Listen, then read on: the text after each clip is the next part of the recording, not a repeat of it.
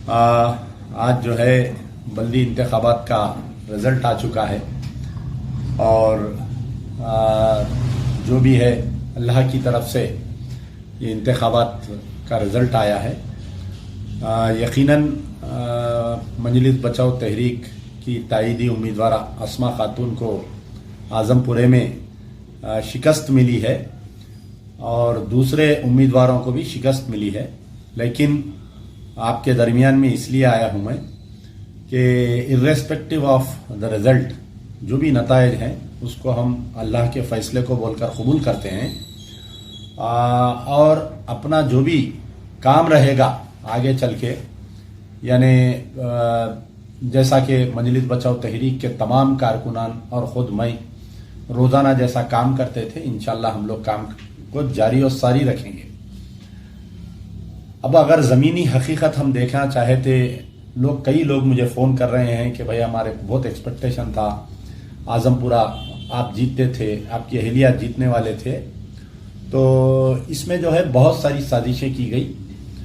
उन साजिशों से तो तमाम लोग वाकफियत रखते हैं कि पहले हमारे पार्टी को डी रिकग्नाइज किया गया, फिर उसके बाद में तकरीबन 12,000 वोट, 10,000 वोट आज़मपुरे के निकाल कर छोनी में डाला गया।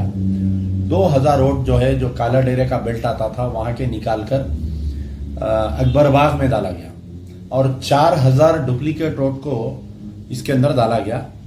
तो वो तो मैं ही था कि हम लोग हिम्मत नहीं हारे। इतनी साजिशों के बावजूद भी मैं इलेक्शन लड़ा।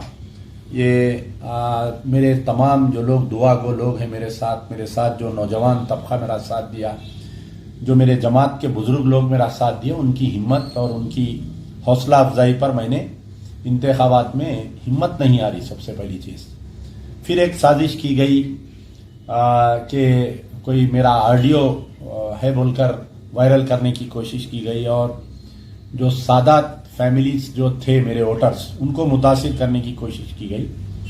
अल्लाह का फजल रहा और मैं तहे दिल से सादात फैमिलीज का मैं शुक्रगुजार हूँ कि वो ऑडियो आने के बावजूद भी वो लोग जो है उस ऑडियो पर यकीन नहीं किए, मेरे साथ ठहरे हुए रहे।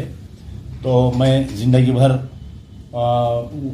उनका एहसानमंद हूँ और उनकी दुआओं का तलबगार, क्योंकि सादात लोगों की दुआ में अल्लाह ताला ने बहुत बड़ा नेमत रखी है। तो मैं उनसे गुजारिश करता हूं कि आप अपना बच्चा समझकर मुझे हिम्मत दिए, दुआएं दिए। कई लोग टेलीफोन करे, तमाम मुर्शदीन इकराम मुझे फ़ोन करके बोले कि हम आपके साथ हैं। मैं उनका शुक्रगुजार हूं और शख्सी तौर पर जाकर मैं अपने एक एक वोटर से मिलूंगा इंशाअल्लाह। आज़मपुरा हल्के में जितने लोगों ने, मैं जब भी पदयात्रा कर रहा था, जलसों में जा रहा था, बुला कर घरों में बिठाकर मुझे जो इज्जत दे रहे थे, मैं एक एक वोटर का फर्दन यानी तहरीक जो है तकरीबन 6,010 वोट ली है। इतने साजिशा होने के बावजूद चंचलगुड़ा तो तकरीबन काट दिए थे, पूरा खान बाग तक, अंजुमन तक पूरा काट के छोनी में डाल दिए। इतना मिक्सअप कर दिए थे 3 हल्कों को कि कई लोग जो है आज़मपुरे के आके सेंट लॉरेंस में वोट डाल रहे हैं, कई काले डेरे के लोग जाके अकबरबाग में वोट डाल रहे हैं, कई चंचलगुड़े के लोग जाके छौनी में वोट डाल रहे हैं। फिर दूसरी चीज़ जो है कि पैसों का जो रोल फेल हुआ, रातें रात तकरीबन कई करोड़ रुपए बांटे गए पूरे इलेक्शन में आज़मपुरे में। और हमारे असदुद्दीन ओवैसी साहब की ख़ास नज़र थी कि कैसा भी हो, किसी भी सूरत से हो, यहाँ से जो है अस्मा खातून मजलिस बचाओ तहरीक की तायदी उम्मीदवार नहीं जीतना बोलकर। तो in spite of all arts के अब रिजल्ट आ चुका है, इसको हम अल्लाह का फैसला बोलकर मानना चाहिए और इसमें कुछ ना कुछ बेहतरी होगी कि अल्लाह ताला जो भी अपने बंदों के लिए फैसला करता है इसके अंदर कुछ ना कुछ बेहतरी होती है। मैं तमाम मेरे चाहने वाले जो आजुर्दा हो रहे हैं फैसले को सुनकर, कई नौजवान लोग जब मैं रिजल्ट से निकला तो लपट कर रो रहे थे, कई मेरे घर पे आए, कई मेरे रिश्तेदार, कई मेरे बुजुर्ग। दुनिया यानी मुझे हैरत ये हो रही है कि इलेक्शन के दिन से यानी नॉमिनेशन के दिन से लेके इलेक्शन तक पूरी दुनिया में जो है सिर्फ एक ही जिक्र हो रहा था कि आजमपुरे का।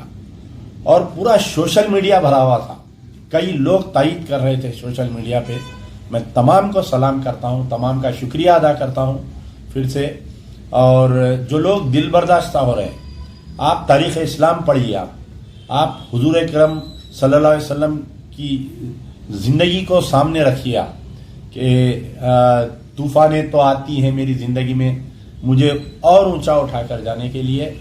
5 साल पहले अमजदुल्ला खान आपके लिए वो नहीं था, कारपोरेटर नहीं रहने के बावजूद मैं 10 साल कारपोरेटर कर चुका हूँ। मुझे कोई ऐसी आरजू ख्वाहिश भी नहीं है कि कारपोरेटर रहूं बोल के, लेकिन क्योंकि एक सियासी जमात है, हमको साथ चलना है, ये सब करना पड़ता है। फिर दूसरी चीज़ ये है कि काम तो जारी रहेगा, अमजदुल्ला खान का काम नहीं रुकेगा। जितने जो मजलूमीन जो बाहर है NRIs ख़ास तौर पर, उनकी जो मेरी मदद है वो जारी रहेगी। जो बीमार लोग हैं जिनके लिए मैं काम करता हूं वो भी जारी रहेगा। और जो बल्दी बरखी आबरासानी मसाइल के हल के लिए मैं रोज़ाना 11 बजे से 3 बजे तक दफ्तर पे बैठूंगा। मजलिस बचाओ तहरीक का जो चंचलगुड़े में दफ्तर है वहां पर बैठूंगा मैं। और तमाम कारकुनों को भी मेरी गुजारिश है कि आप जो है अवाम के दरमियान में रहिए, अवाम के मसाइल को हल करते रहिए। इंशाअल्लाह अल्लाह फिर से हमसे राजी होगा। हो सकता है कि हमारे से कुछ गुनाह ऐसे हुए होंगे जिससे अल्लाह हमसे नाराज होगा। अल्लाह के दरबार में रुजू हो, नमाज पढ़ो, नमाज की पाबंदी करो। मेरी तमाम तहरीक के चाहने वालों को, कारकुनों को मेरी गुजारिश है कि अल्लाह को राजी करो। एक कारपोरेटर जीतना, MLA इलेक्शन देखते देखते फिर 2023 आने वाला है, उसकी तैयारी करिए असेंबली इलेक्शन की। इंशाअल्लाह जम के लड़ेंगे हम इंशाअल्लाह तेलंगाना में, असेंबली इलेक्शन भी लड़ेंगे, आने वाले पार्लियामेंट इलेक्शन भी लड़ेंगे। कोई दिल बर्दाश्त होने वाले नहीं हैं हम। अब रही बात जो बड़े फिक्र की बात है कि बड़े सोच, और जैसा ही रिजल्ट्स देख रहा था मैं कि अचानक से बीजेपी को 48 सीट आ गए। तो पहले तो दुबका में हार हुई तो लोग बोले कि भाई हरीश राव की वजह से हारे। तो आज मेरा सवाल है उन TRS के लीडर से कि 100 सीट से अचानक TRS जो है 55 सीट कैसे आ गई? तो क्या ये KTR का लीडरशिप फेलियर है? क्या KCR साहब की लीडरशिप फेलियर है? क्या कविता की लीडरशिप? कविता मैडम जहां पर इंचार्ज थे मशीराबाद में, सारे के सारे बीजेपी जीत गई। तो आपको मालूम होना चाहिए कि मैंने अपनी तकरीर में 12 ये कह रहा था कि अल्लाह ताला जब किसी को तबाही के रास्ते पर भेजाता है, ले जाना चाहता है, तो उसकी औलाद नहीं खींचता, उसकी शोहरत नहीं लेता, उसकी दौलत नहीं, बल्कि उसकी अक्ल पे पर्दा डाल देता है। तो हमारे KCR साहब के अक्ल पे अल्लाह ने पर्दा डाल दिया, जो 2 इबादत गाहों को सेक्रेटेरिएट में उन्होंने तोड़े थे। यानी एक खाना मस्जिद, आपके कोत्तागुड़म की मस्जिद, आशुर खाना है नारायणपेट का आशुर खाना, और 2 मस्जिदों को जो KCR साहब अपने आप को अनचैलेंज किंग मान रहे थे, अनचैलेंज किंग बना लिए थे कि कोई उनको सवाल नहीं कर सकता। तो मैं 12 अपनी तकरीर में कहता था कि तुम राजशेखर रेड्डी की जिंदगी को देखो। हेलीकॉप्टर उड़ने से 6 मिनट पहले राजशेखर रेड्डी किस कदर तन कर चल रहा था। तो अक्ल पे पर्दा डाल दिए, रातें रात इलेक्शन करवाए और खुद बेइज्जती हो गई उनकी कि 100 सीट के बजाय 55 सीट आ गए। यकीनन मेयर उनका बनेगा, डिप्टी मेयर उनका बनेगा। उनको ना मजलिस की जरूरत है TRS को, ना बीजेपी की जरूरत है, क्योंकि कई लोग ये बहस कर रहे हैं कि फिर से मजलिस को मेयर मिलेगा, डिप्टी मेयर मिलेगा। कुछ मिलने वाला नहीं है उनको। 55 TRS के है और 30 जो है उनके एक्स ऑफिशियो मेंबर से 75 के करीब उनको +5 है। और हो सकता है कि कुछ कारपोरेटर्स जो है अगर सीक्रेट वोटिंग हुई तो पैसे भी दे के वो लोग खरीद ले सकते। तो TRS के मेयर बनने की, डिप्टी मेयर के ऊपर कोई बहस नहीं है, उनका मेयर बनेगा। लेकिन अभी भी वक्त है कि TRS को ये सोचना चाहिए, TRS की क़ियादत KCR साहब को, KTR साहब को, ये सिकोफेंट्स बोल के इंग्लिश में कहावत है, ये सिकोफेंट्स इनके अतराफ में जो घेरे हुए हैं, यानी कोई अवामी लीडर नहीं है TRS में अक़लियतों में। आप गौर करिए, महमूद अली डम्मी, जितने मुस्लिम लीडर्स है TRS में सब डम्मी है, कोई अवामी रावेदा में नहीं है। उसके बावजूद अक़लियतों ने KCR साहब को 2018 में वोट दिया, 2019 में वोट दिया। तो इनका दिमाग खराब हो गया। बोले कि भाई मुसलमान कहीं नहीं जा सकते, मेरे को छोड़ देंगे। इन्हों मस्जिदा तोड़ दे रही, इन्हों जो है क्या क्या नहीं किए। सबसे बड़ी मार जो पड़ी कि इन्हों जो है, जो हिंदुत्व का शैतान तेलंगाना में सो रहा था, वो हिंदुत्व के शैतान को जगाए। कैसा जगाए? इन्हों जो है पीवी नरसिम्हा राव की 100 साला जश्न मनाए इन्हों। यानी कोई एक आदमी जाके पीवी नरसिम्हा राव को ये नहीं बोला कि अरे साहब, आप पीवी नरसिम्हा राव के मुर्दे को खबर से निकाल के आप उसको जिंदा कर रहे हैं, 100 करोड़ रुपए खर्चा कर रहे हैं उसके ऊपर। तो ये जो पीवी नरसिम्हा राव जिसने बाबरी मस्जिद को शहीद किया, तुम जिसका जश्न मनाए, अल्लाह तुमसे नाराज हुआ और मुसलमान तुमसे नाराज हुए। तुम जो 4 मस्जिदा तोड़े, अभी भी महासेवा करना चाहिए टीआरएस। आप either you are with the good or you are with the bad. एक हाथ से आप एक साथ 2 जनों को लेकर नहीं चल सकते। आप अक़लियतों के साथ थे, अक़लियतें आपके साथ थे।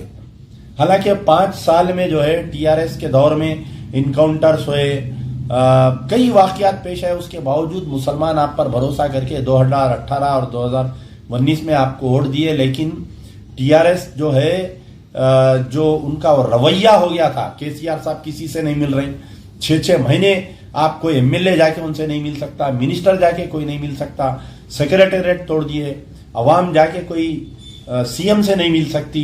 तो ये तमाम चीजों का महासेवा करना चाहिए टीआरएस को। ये जो टीआरएस हिंदुत्व जो लाइन ली, उसका फायदा बीजेपी को हुआ। लोग बोल रहे हैं कि भाई 10 दिन में कैसा हो गया। तो और एक चीज ये है कि जो टीआरएस जो एमआईएम को साथ लेकर चल रही थी, यानी आप देखिए, गौर करिए,